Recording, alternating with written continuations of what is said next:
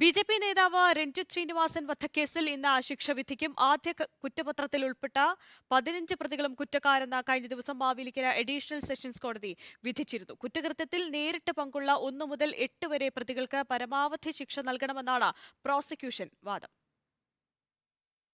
2021 December 19 രഞ്ജിത്തിന്റെ കൊലപാതകം നടന്ന് 2 വർഷം പിന്നിടുമ്പോഴാണ് മാവേലിക്കര സെഷൻസ് കോടതി കേസിൽ വിധി പ്രസ്താവിച്ചത്.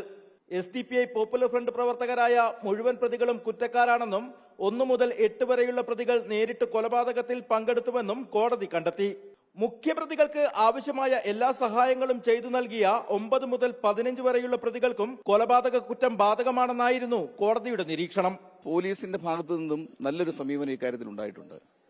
അതുകൊണ്ട് തന്നെ പ്രോസിക്യൂഷന് ഈ കേസ് നടത്തുന്ന കാര്യത്തിൽ നല്ല രീതിയിൽ മുന്നോട്ട് കൊണ്ടുപോകാൻ കഴിഞ്ഞു. അതുകൊണ്ട് എല്ലാ പ്രതികളും ഇതിൽ ഭാഗവാക്കാണെന്ന് കുറ്റപത്രത്തിൽ വ്യക്തമാവുന്നുണ്ട്.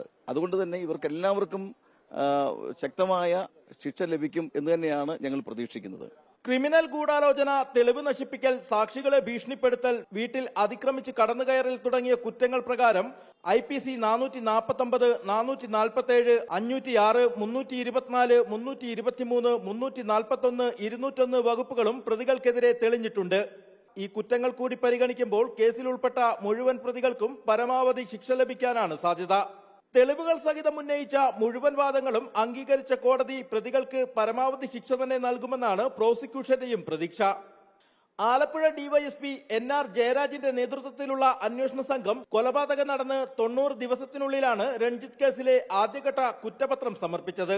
156 പേരുടെ സാക്ഷിമൊഴികളും 1000-ലേറെ രേഖകളും 100-ലേറെ തൊണ്ടിമുതലുകളും അന്വേഷണ സംഘം കോടതിയിൽ സമർപ്പിച്ചു. പ്രതികളുടെ ഫോണിൽ നിന്നും കണ്ടെടുത്ത ഹിറ്റ് ലിസ്റ്റ്, ഗൂഗിളിന്റെ സഹായത്തോടെ പോലീസ് തയ്യാറാക്കിയ റൂട്ട് മാപ്പ്, കൊലപാതകം നടത്തി മടങ്ങുന്ന പ്രതികളുടെ CCTV ദൃശ്യങ്ങൾ എന്നിവയാണ് കേസിൽ മുഖ്യ തെളിവുകളായി മാറിയത്. റിപ്പോർട്ടർ, ആലപ്പുഴ.